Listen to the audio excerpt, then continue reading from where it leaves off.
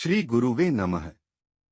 मित्रों, आज हम इस वीडियो में शक्तिपात के विषय में चर्चा करेंगे। शक्तिपात आत्मा के स्वरूप का अवस्थान या मोक्ष की प्राप्ति ही मानव जीवन का वास्तविक उद्देश्य है। धारणा शक्ति के अभाव से साधारण आदमी चाहिए इसे स्वीकार करें, पर इसकी सत्यता में विश्वास नहीं करने का कोई कारण ही नहीं है।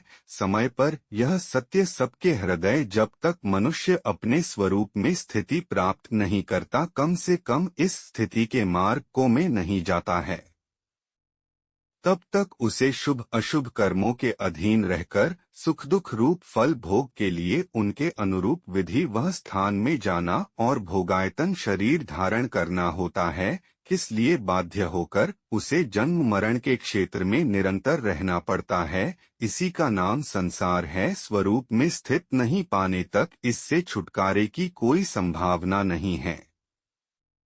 तो क्या स्वरूप स्थिति की कोई संभावना नहीं है? जरूर है, और जीव उसे पा भी सकता है। जीव जब उसे पाता है तो उस उपाय के अनुसार शीघ्र या विलंब से कर्म अपनाकर या बिना कर्म के संसार से मुक्त होकर अपने पूर्ण स्वरूप में प्रतिष्ठित हो सकता है। आत्मा के स्वरूप को भगवत तत्व या पूर्ण ब्रह्मा भाव समझना होगा।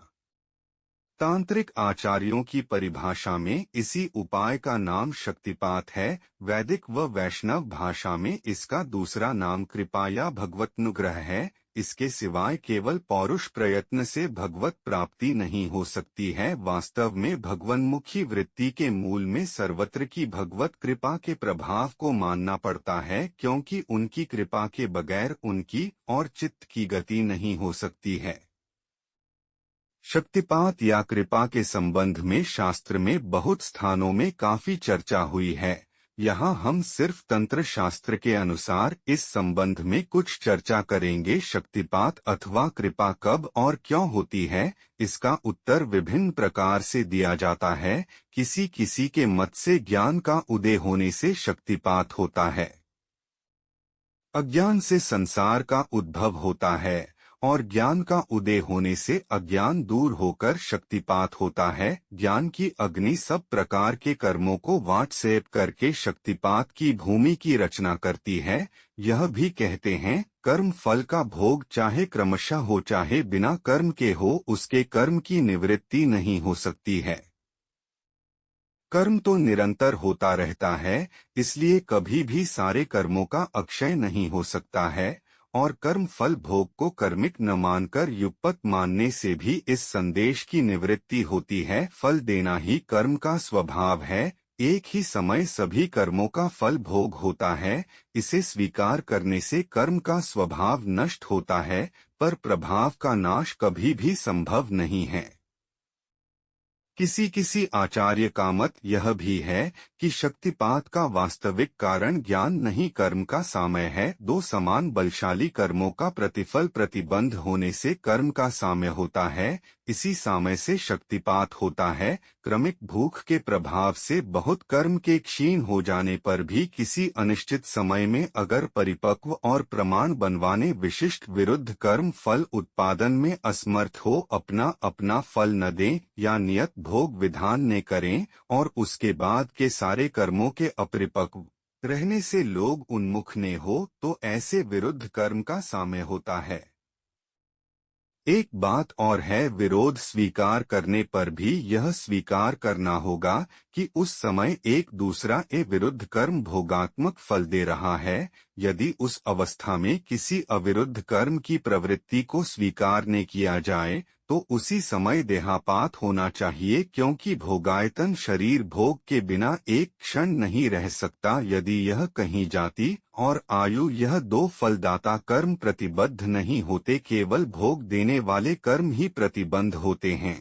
शक्तिपात में मायागत कर्म आदि का व्यापार नहीं रहता है।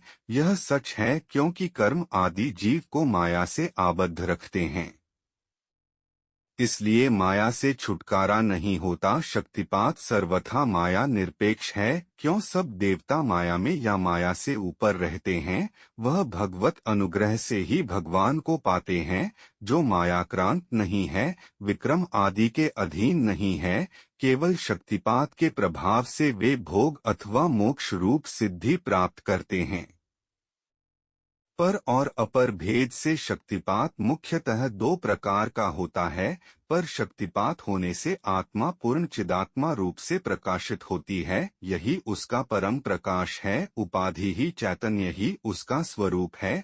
परंतु अपार शक्तिपात से पूर्ण चिदात्मा का प्रकाश पहले के नाय रहने पर भी अविच्छेद समयक प्रकार के अवगत नहीं होता है, इसलिए कि इस प्रकाश में भगवान और अधिकार वश कुछ अविच्छेद रहता है, परंतु चरम अवस्था में मैं नहीं रहता। प्रचलित भाषा में और अपार शक्तिपात को पूर्ण और अपूर्ण कृपा कहा जाता है।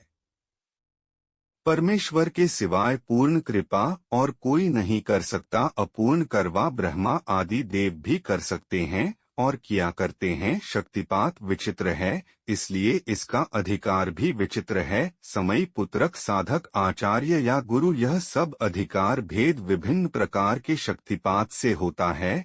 यह सब अधिकार समष्टि रूप में भी हो सकता है और अलग अलग भी हो सकता है। यह सब किसी को पहले होता है या नहीं, पहले समय का अधिकार पाकर तब पुत्रक भाव प्राप्त होता है, उसके बाद आचार्य भाव में स्थिति होती है। परंतु किसी किसी के जीवन में यह सब बिना किसी कर्म के ही आते देखा जाता है। जैसे कोई पुरुष समय अवस्था प्राप्त किए बिना ही पुत्रक अवस्था प्राप्त कर लेता है, अथवा समय और पुत्रक दोनों ही अवस्था को पार करके आचार्य पद पर पहुंच जाता है। शक्तिपात की मात्रा मंद होने से जीव माया अधिकार प्राप्त करता है और रुद्रांश भाव का लाभ करता है। उसके बाद परमेश्वर की विशिष्ट कृपा से पुत्रक दीक्षा के बाद पूर्णत्व में पहुंच जाता है। इसका नाम समय है। अपेक्षाकृत तीव्रतर शक्तिपात के प्रभाव से कोई कोई पुरुष विशुद्ध अथवा से युक्त होकर या तो देहांत में पूर्ण तप पाता है अथवा कर्म का लंघन करके जीते जी ही पूर्णता प्राप्त करता है। शक्तिपात तीन प्रकार का होता है, तीव्र, मध्य और मंद। इसका प्रत्येक भेद फिर तीव्र, मध्य और मंत्र भेद से तीन प्रकार का है। इस प्रकार विभिन्न मात्रा के शक्तिपात का फल भी अलग अलग है। अगर यह वीडियो आपको अच्छी लग हो तो कृपया वीडियो को लाइक व शेयर व चैनल को सब्सक्राइब करें। धन्यवाद।